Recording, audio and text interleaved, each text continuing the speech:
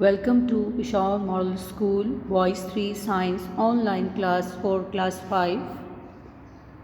Okay start करेंगे हम अपना यूनिट नंबर 7। हम यूनिट 7 स्टार्ट कर चुके हैं। ठीक है, यूनिट 7 का टाइटल हमारे पास है मैटर एंड वाटर साइकिल। हमने क्लास 5 में साइंस में हमने यूनिट नंबर 7 स्टार्ट किया हुआ है, matter and water cycle.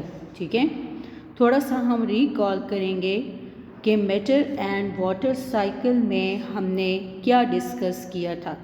Previous task हम अपना थोड़ा सा रिकॉल करेंगे कि यूनिट नंबर 7 जिसका जो टाइटल है वो मैटर एंड वाटर साइकिल है, तो हमने उसमें क्या चीज़ें डिस्कस की थी। फर्स्ट ऑफ ऑल हमने डिस्कस किया था, एक्सप्लेन किया था मैटर को कि what is matter, anything which has mass and occupies space is called matter. हर वो चीज़ जो वज़न रखें और जो जगह घेरे वो मादा कहलाती है, वो मैटर कहलाती है। ठीक है, वाटर साइकिल अभी तक हमने एक्सप्लेन नहीं किया। हमने यूनिट नंबर 7 में मैटर एक्सप्लेन किया था।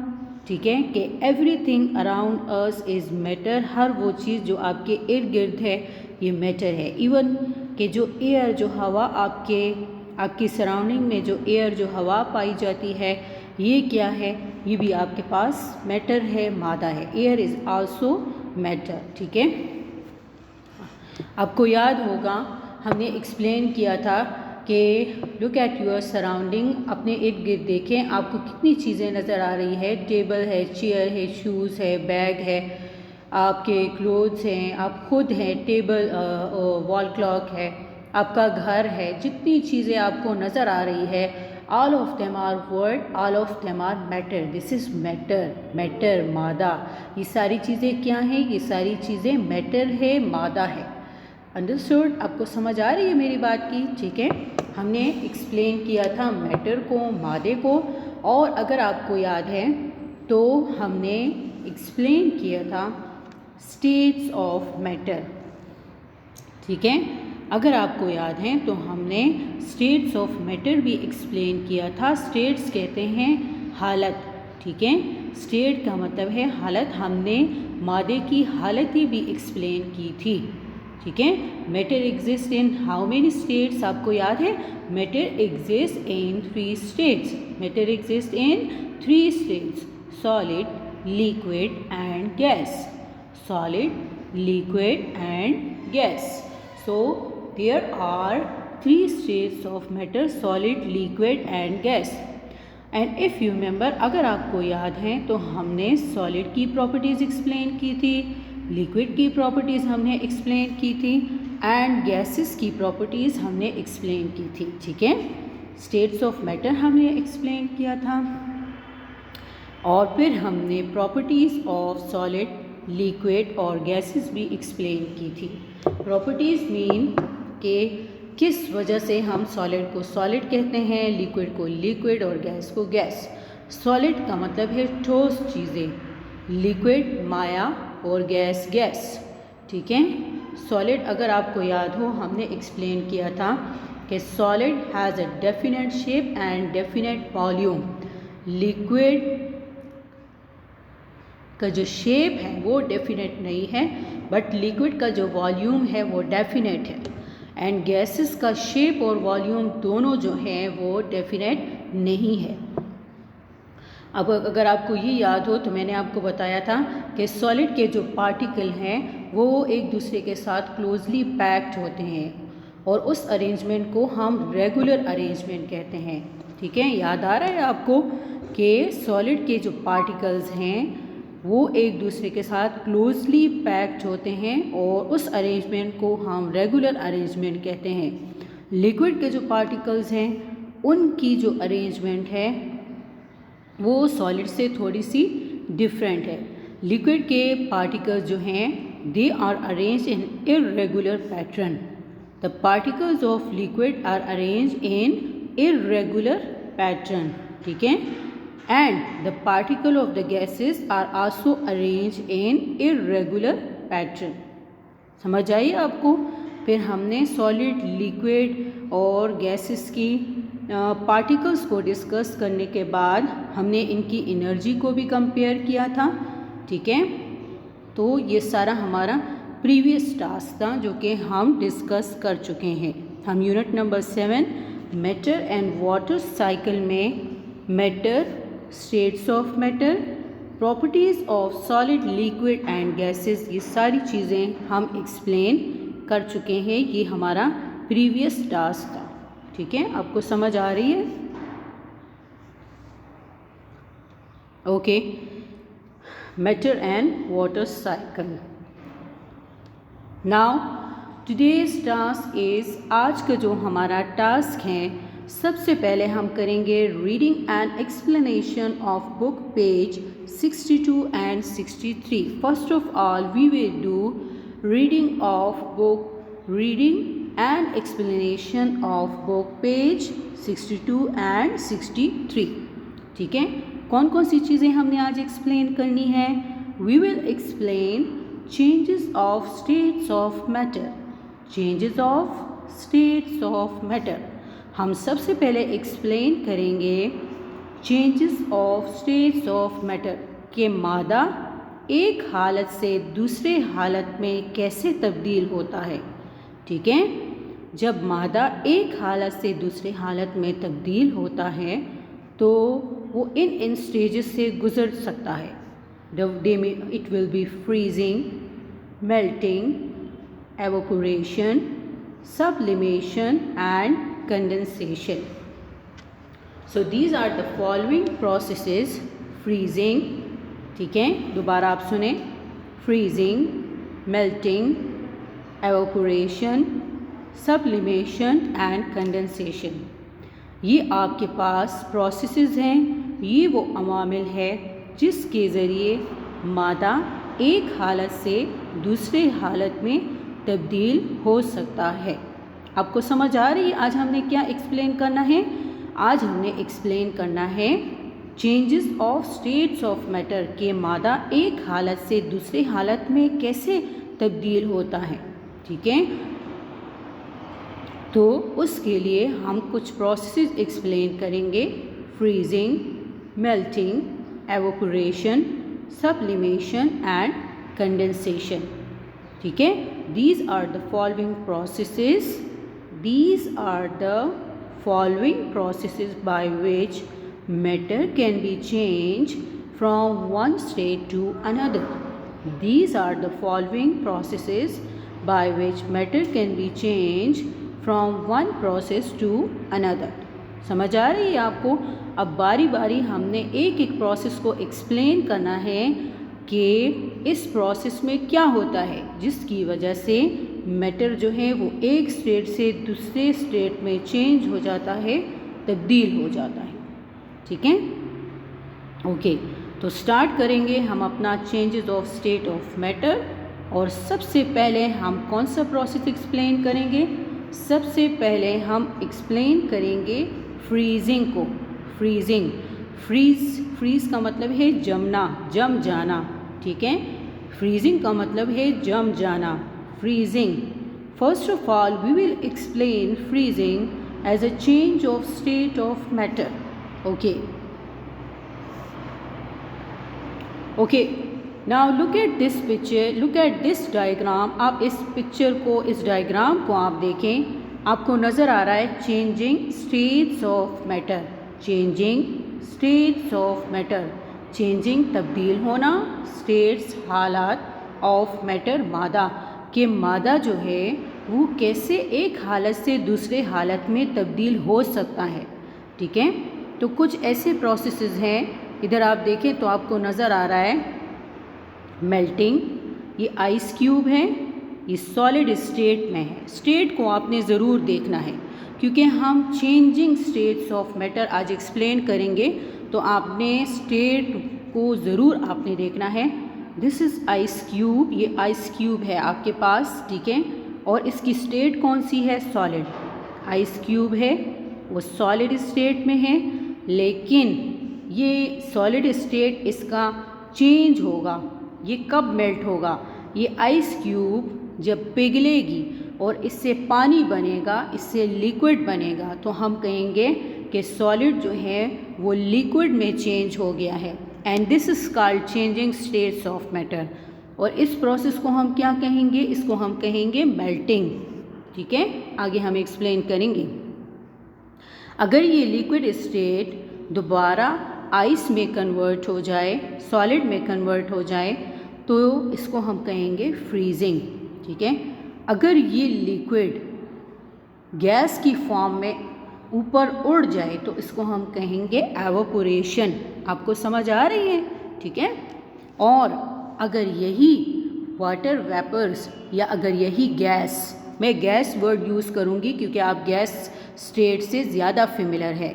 Solid, liquid, gas, solid, liquid, gas, these are the 3 states of matter. ठीक है, तो आपको जो यहाँ क्लाउड नज़र आ रहा है, what is this? This is the state of matter, ये गैस फॉर्म है। ठीक है, सो ये लिक्विड जब गैस की फॉर्म में उड़ जाएगा, एवापोरेट हो जाएगा, ठीक है, तो उसको हम एवापोरेशन कहेंगे। लेकिन जब गैस दोबारा लिक्विड में चेंज होगा तो उसको हम क्या कहेंगे? कंडेंसेशन। जब गैस स्टेट लिक्विड स्टेट में दोबारा चेंज होगा तो उसको हम क्या कहेंगे? उसको हम कहेंगे कंडेंसेशन। समझ आई आपको कि आज हम क्या एक्सप्लेन करने वाले हैं? आज हम changing of states of matter explain करने वाले हैं। ठीक है, सो आपको थोड़ा बहुत यहाँ से अंदाज़ा हो गया है कि आज हम क्या एक्सप्लेन करने वाले हैं। नाउ अब सबसे पहले हम एक्सप्लेन करेंगे freezing. Freezing, freezing, what is freezing? ठीक है, it is one of the process by which matter can be change from one form to another. आपको समझ आई? फ्रीजिंग ये एक किस्म का अमल है जिससे मादा एक हालत से दूसरे हालत में तब्दील हो सकता है। फ्रीजिंग को उर्दू में कहते हैं जमना। फ्रीजिंग को उर्दू में जमना कहते हैं, किसी भी चीज़ का जम जाना, किसी भी चीज़ का जम जाना। It is one of the process by विच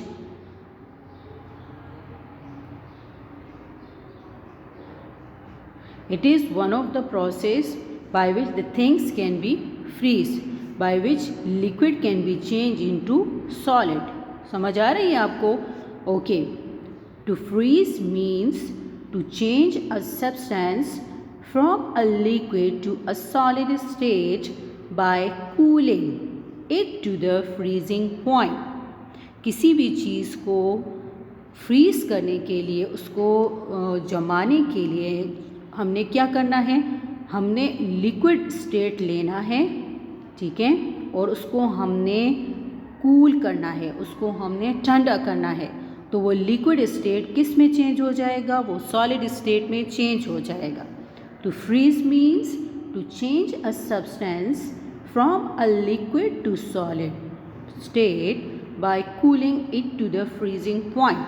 तो आपको फ्रीजिंग में ये पता होना चाहिए कि फ्रीजिंग में लिक्विड स्टेट सॉलिड स्टेट में चेंज हो जाता है। समझ आ रही है आपको? Okay, look at this freeze to change from liquid to solid. ठीक है, फ्रीजिंग में लिक्विड स्टेट से कोई भी सब्सटेंस सॉलिड स्टेट में कन्वर्ट हो जाता है। समझ आ रही है आपको? ये ग्लास ऑफ वाटर है, ये लिक्विड स्टेट में है। इस ग्लास ऑफ वाटर को जब हम फ्रीज़र में रखेंगे और इसको जब हम कूल करेंगे तो ये सॉलिड स्टेट में चेंज हो जाएगा। तो लिक्विड स्टेट किस में चेंज हुआ? सॉलिड स्टेट में। सो वी कैन से, हम कह सकते हैं कि फ्रीजिंग में लिक्विड स्टेट जो है वो सॉलिड स्टेट में चेंज होता है या कन्वर्ट हो जाता है। आपको ये भी पता होना चाहिए कि जब भी कोई चीज़ फ्रीज़ होती है, आपको ये पता होना चाहिए कि जब भी कोई चीज़ फ्रीज़ होती है तो उसमें सबसे पहले तो लिक्विड सॉलिड में चेंज हो जाता है, लेकिन उसके साथ साथ लिक्विड की एनर्जी लिक्विड में जितनी हीट मौजूद होती है, जितनी इसमें एनर्जी गर्माइश मौजूद होती है, वो इससे निकल जाती है। लिक्विड के अंदर जितनी हीट या जितनी एनर्जी मौजूद होती है वो लिक्विड लॉस कर लेता है। लिक्विड के अंदर जितनी एनर्जी मौजूद होती है, जितनी हीट मौजूद होती है, वो फ्रीजिंग में लिक्विड लॉस कर लेता है और वो चेंज हो जाता है सॉलिड स्टेट में। So in freezing liquid state is change into solid state by loss of energy. By loss of energy, liquid energy loss करेगा तब ही वो सॉलिड स्टेट में चेंज होगा। आप पानी जो फ्रीज़र में रखते हैं तो आफ्टर 1 और 2 आवर्स या 1 आवर ही आप कह लें, वो वाटर जो है वो लिक्विड स्टेट से सॉलिड में चेंज हो जाता है, वो आइस बन जाता है, बर्फ़ बन जाता है और उस पानी के अंदर जितनी हीट होती है, जितनी एनर्जी होती है, वो लॉस्ट हो जाता है बाय कूलिंग। समझ आई आपको? Now the next process by which matter can be change from one form to another is melting. Melting का मतलब है पिघलना। मेल्टिंग को उर्दू में पिघलना कहते हैं। जब भी कोई चीज़ पिघलती है तो उसको हम कहते हैं मेल्टिंग। ठीक है, इसको डिफाइन करते हैं मेल्टिंग को। To melt means to change a substance from a solid to liquid state by heating it to the melting point. Different substances melt at different temperature. Water melts at 0 centigrade or 32 Fahrenheit. ठीक है, कहते हैं जब भी हम किसी चीज़ को melt करते हैं, उसको पिघलाते हैं, तो वो सॉलिड स्टेट से लिक्विड स्टेट में चेंज हो जाता है। जब भी हम किसी चीज़ को मेल्ट करते हैं, पिघलाते हैं, तो वो सॉलिड स्टेट से लिक्विड स्टेट में चेंज हो जाता है। समझ आ रही है आपको? ठीक है, लेकिन ये तब होगा जब हम किसी चीज़ को हीट प्रोवाइड करेंगे, गर्माइश प्रोवाइड करेंगे। ठीक है, कहते हैं कि मुख्तलिफ़ चीज़ों का दर्जे पिघलाव जो है वो मुख्तलिफ है। ठीक है, जिस तरह वाटर जो है, वाटर का मेल्टिंग पॉइंट क्या है, यानी आपने आइस लिया, बर्फ़, और वो कब मेल्ट होगा? 0 सेंटीग्रेड पर, और फ़ारेनहाइट में हम कहेंगे 32 Fahrenheit. Look at this is melting. These are ice cubes, they are in solid form. ये सॉलिड फॉर्म में है, सॉलिड स्टेट में है। जब भी ये एनर्जी एब्जॉर्ब करेंगे, ये आइस क्यूब्स जब एनर्जी एब्जॉर्ब करेंगे अपने माहौल से, अपने सराउंडिंग से, अपनी सराउंडिंग से जब ये आइस क्यूब हीट को एब्जॉर्ब करेंगे तो ये चेंज हो जाएंगे लिक्विड में। समझ आ रही है आपको? तो आपको याद रखना है कि मेल्टिंग में सॉलिड स्टेट चेंज होता है लिक्विड स्टेट में। इन melting solid state is changed into liquid state by absorption of heat. by absorption of heat. तो फ्रीजिंग में क्या था? एनर्जी जो थी वो लॉस्ट हो रही थी। मेल्टिंग में एनर्जी जो है वो एब्जॉर्ब होगी। एनर्जी एब्जॉर्ब और लॉस्ट आपने ज़रूर याद रखना है। ठीक है, आप देख सकते हैं कि फ्रीजिंग में लिक्विड जो है वो एनर्जी लॉस करेगा, हीट लॉस करेगा, तभी वो सॉलिड स्टेट में चेंज होगा। लेकिन मेल्टिंग में आइस क्यूब जो है वो एनर्जी एब्जॉर्ब करेंगे, अपने अंदर जज़ब करेंगे। एनर्जी का मतलब है हरारत, हीट, गर्माइश। ठीक है, आप बर्फ़ लें आइस क्यूब्स और उसको आप कमरे में रख दें रूम टेम्परेचर पर। रूम टेम्परेचर मीन्स कि आपके कमरे का जो दर्जे हरारत है, आप आइस क्यूब्स लें, उसको ग्लास में रख दें और उसको आप कमरे में रख दें। आफ्टर सम टाइम्स वो आइस जो हैं, जो कि सॉलिड स्टेट में थी, वो लिक्विड में चेंज होना शुरू हो जाएगी। उस बर्फ़ से, आइस से पानी बनना शुरू हो जाएगा। तो इट मीन्स कि आपके रूम का जो टेम्परेचर था, आपके रूम के अंदर जितनी एनर्जी, हीट जितनी मौजूद थी, वो आइस क्यूब उसको एब्जॉर्ब कर रहा है, उस हीट को आइस क्यूब एब्जॉर्ब कर रहा है, तभी वो लिक्विड स्टेट में चेंज हो रहा है. So in melting solid state is change into liquid state by absorption of energy. Absorb कहते हैं जज़ब करना. क्लियर? आपको समझ आई? Okay, now the next is evaporation. Evaporation, evaporation कहते हैं बुखारात बनकर उड़ जाना. एवोपोरेट का मतलब है बुखारात बनकर उड़ जाना या गैस की फॉर्म में उड़ जाना. ठीक है. Evaporation is also one of the process by which a matter can be change from one state to another. Define करते हैं एवोपोरेशन को. Evaporation is a process in which liquid state changes into gaseous state due to an increase in temperature or pressure. So, evaporation में कौन सा state कौन से में change हो रहा है? लिक्विड स्टेट चेंज हो रहा है गैस स्टेट में. In evaporation liquid state changes into gaseous state. Liquid state changes into gaseous state. तो आपको याद रखना है कि एवोपोरेशन में लिक्विड चेंज होता है गैसियस स्टेट में जब भी उनको टेम्परेचर प्रोवाइड किया जाता है या प्रेशर. प्रेशर का मतलब है दबाव. एवोपोरेशन का मतलब है बुखारात बनकर उड़ जाना. Now look at this. आप यहाँ देखें, this is evaporation.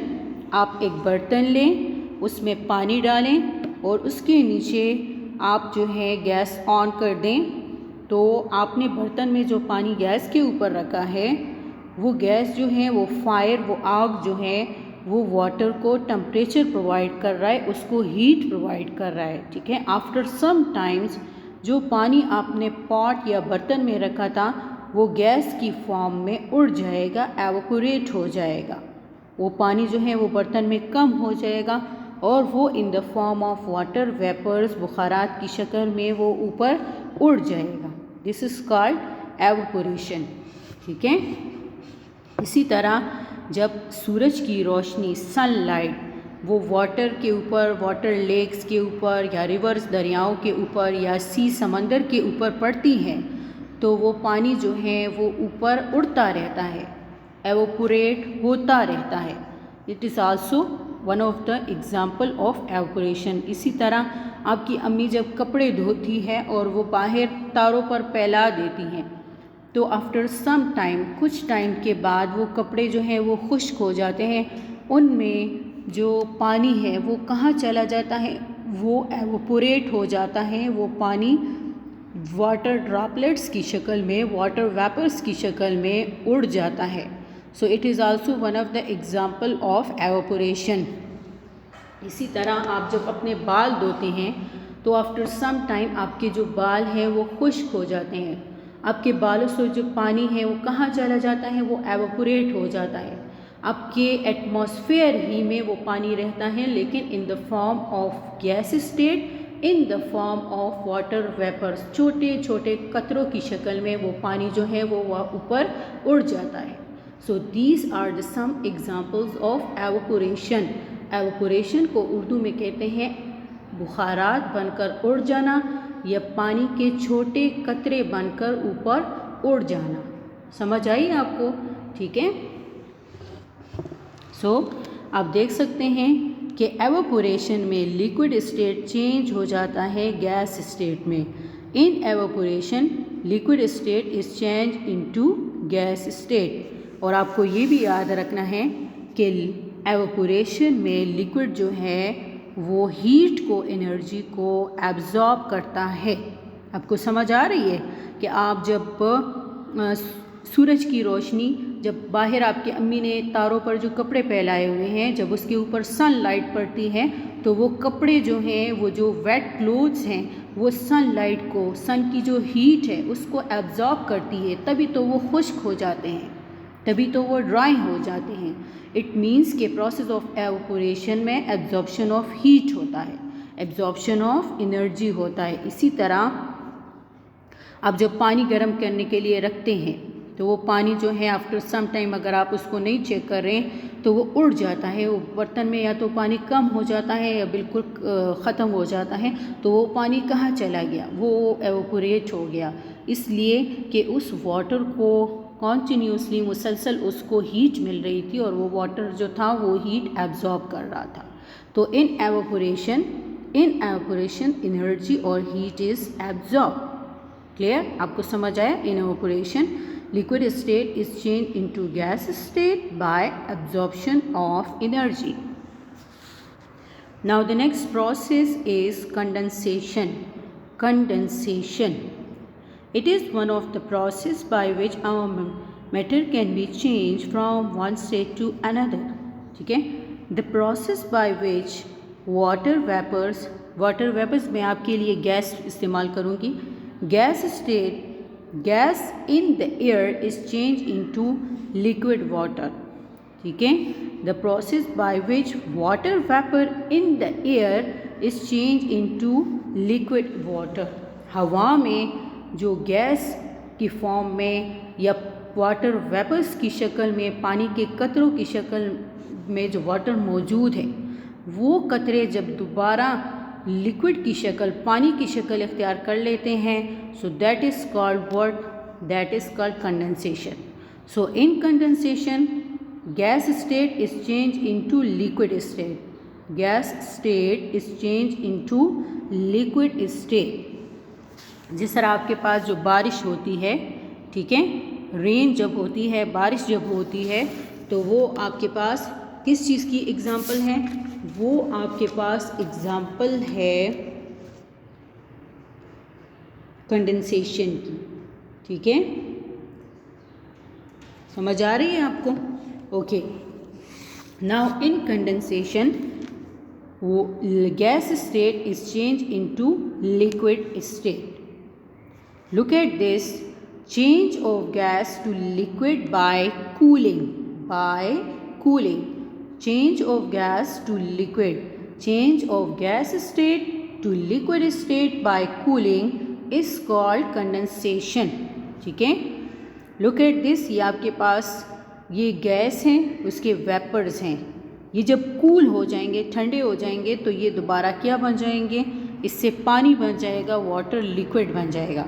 So when gas state is changed into liquid state by cooling, it is called condensation. जिस तरह आपको मैं एक एग्ज़ाम्पल देती हूँ कि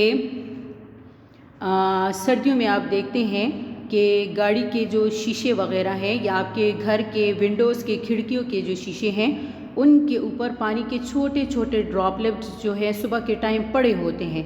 तो ये ड्रॉपलेट्स गाड़ी के जो शीशे हैं उनके ऊपर या आपके घर के जो विंडोज़ हैं उनके ऊपर ये वाटर ड्रॉपलेट्स कहाँ से आ गए? विंटर्स में मॉर्निंग के टाइम आपने तो नहीं उसके ऊपर पानी गिराया, तो ये कहाँ से आ गए ये वाटर वेपर्स? ये आपको पता होना चाहिए कि ये कहाँ से. ये वाटर वेपर्स आपके एयर, हवा में मौजूद होते हैं, लेकिन जब भी उनको विंटर्स में नहीं बल्कि जब भी उनको अपने लिए कोई ठंडी जगह मिलती है, तो ये वाटर वेपर्स, ये पानी के छोटे छोटे कतरे हवा से होकर उस जो ठंडी जगह है वहाँ पर आपको दिखाई देते हैं. समझ आ रही है ना?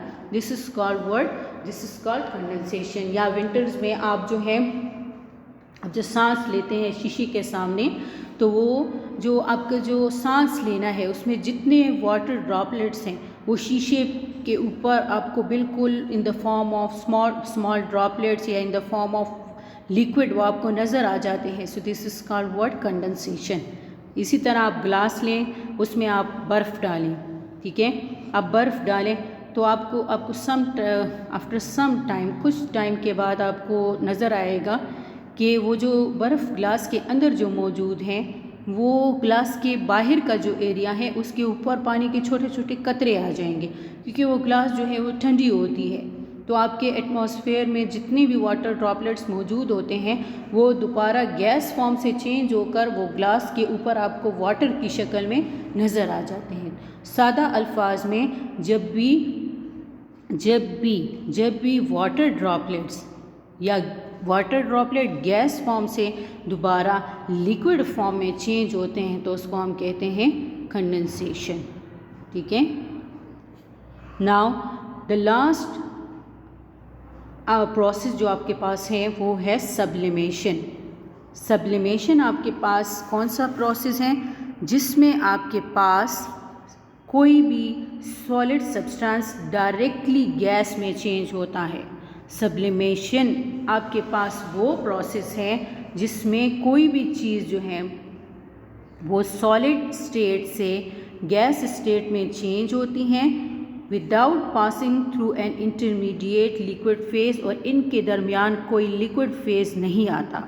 समझ आ रही है? सब्लिमेशन में जो सॉलिड सब्सटेंस हैं वो डायरेक्टली वेपर्स में या गैस फॉर्म में चेंज होगा।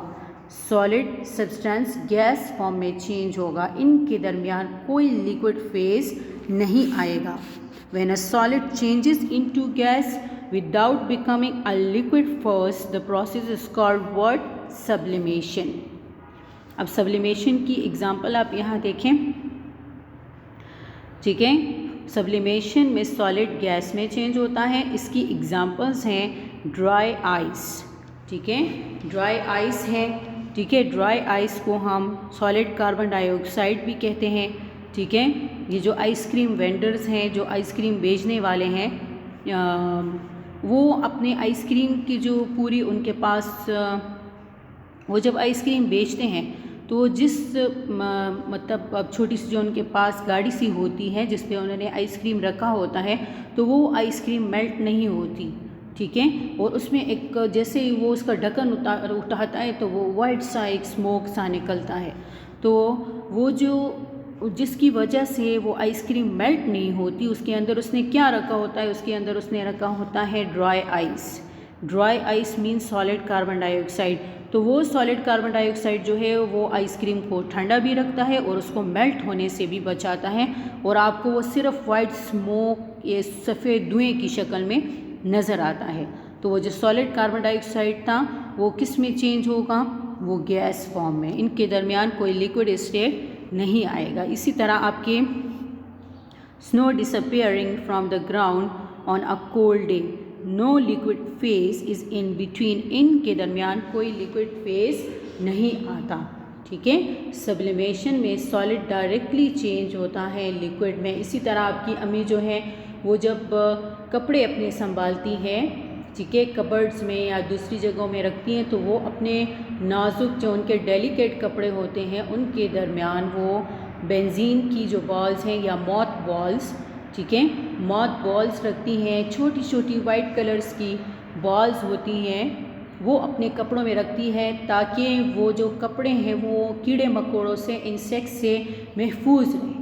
तो वो जो मॉथ बॉल्स हैं, जो वाइट कलर के बॉल्स हैं, वो उन कपड़ों में एक स्मेल प्रोड्यूस करते हैं गैस की फॉर्म में। जब भी वो वाइट कलर के बॉल्स मेल्ट होते हैं तो उनसे लिक्विड नहीं बनता, वो डायरेक्टली गैस में चेंज होते हैं और स्मेल प्रोड्यूस करते हैं। तो वो मॉथ बॉल्स जब मेल्ट होते हैं सॉलिड से गैस में और स्मेल प्रोड्यूस करते हैं, तो वो भी हमारे पास सब्लिमेशन की एग्जाम्पल है। समझ आ रही है आपको? ठीक है, इसी तरह आपने देखा होगा स्टेज वगैरह पे जो ड्रामे होते हैं या परफॉर्मेंस होते हैं थिएटर में, तो उनके दरमियान स्टेज के ऊपर छोटी छोटी मशीन्स रखी होती है जिनको हम उन मशीन से वाइट कलर का स्मोक निकलता है एक ड्रामेटिक इफ़ेक्ट प्रोड्यूस करने के लिए ना। ड्रामा स्टेज के ऊपर चल रहा है तो उसको ज़रा मज़ीद अट्रैक्टिव बनाने के लिए थिएटर्स में फोक मशीन्स होती है, फोक मशीन्स, जिससे वाइट कलर का धुआं निकलता है। उसमें क्या रखा होता है? उसमें सॉलिड कार्बन डाइऑक्साइड होता है जो कि जब मेल्ट होता है तो उससे पानी नहीं बनता, उससे डायरेक्ट स्मोक बनता है। तो ये आपके पास क्या है? जब सॉलिड कार्बन डाइऑक्साइड मेल्ट हुआ उससे डायरेक्ट गैस बना, तो ये क्या है? That is sublimation. समझ आई आपको? Now take out your books, page number 62. We will do reading of changes of state. Heating and cooling can change a substance from one state to another. Solid, melting, freezing, liquid, sublimation, evaporation, condensation, gas. Solid को जब heat मिलती है, solid जब heat absorb करता है तो वो liquid state में चेंज होता है, और लिक्विड जब हीट लॉस करता है तो वो सॉलिड में चेंज होता है। इसको हम मेल्टिंग और फ्रीजिंग कहते हैं। ठीक है, जब भी लिक्विड को एनर्जी मिलती है और वो एनर्जी एब्जॉर्ब करता है, हीट मिलती है, तो वो एवोपोरेट होता है और वो गैस स्टेट में चेंज हो जाता है। और जब भी गैस जो है वो एनर्जी लॉस करता है तो वो चेंज हो जाता है दोबारा लिक्विड में, और उसको हम कहते हैं कंडेंसेशन। कंडेंसेशन। ठीक है, समझ आई आपको?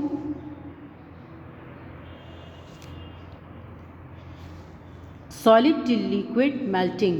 A solid changes into a liquid when it is heated. This is called melting. For example, ice changes into water when you take it out of the freezer. Solid plus energy absorb, liquid melting. Liquid to solid freezing. A liquid changes into solid when it is cooled. This is called freezing. For example, water changes into ice when it is kept for some time in the freezer. Liquid, when energy lost, it becomes solid, freezing. Gas to liquid, condensation. A gas changes into liquid if it is cooled. This is called condensation. Gas energy loss, liquid, condensation. For example, if you put ice cubes in a glass of water and keep this glass at room temperature, you see tiny droplets on the outside surface of the glass. Where have these droplets come from? Evaporation. A liquid changes into gas when it absorbs heat from surrounding. This is called evaporation. For example, as the sun heats water in a puddle, the water in the puddle slowly disappears. It moves in the air as the gas water vapors. Liquid plus energy absorbed, gas evaporation. Sublimation. When a solid changes into gas without becoming a liquid first, the process is called sublimation. Now, do you know only pure water evaporates? All the impurities it contains like salt are left behind. आपको पता है कि जब भी पानी को heat मिलती है, जब भी पानी के ऊपर सनलाइट पड़ती है, तो सिर्फ जो प्योर वाटर है, जो बिल्कुल खालिस पानी है, वो ऊपर उड़ता है गैस की फॉर्म में, और पानी के अंदर जितनी इम्प्योरिटीज़ हैं, चाहे वो नमक है, जो भी है, वो नीचे रह जाता है, वो लेफ़्ट बिहाइंड, वो नीचे रह जाता है। ठीक है, नाउ होमवर्क आपका क्या है? You will do reading of book page 62 और 63। आपका कोई रिटन होमवर्क नहीं है, आपने पेज 62 और 63 की अच्छे से रीडिंग करनी है। ठीक है, समझ आइए आपको? आपने पेज 62 और 63 की रीडिंग करनी है। Any question? Thank you.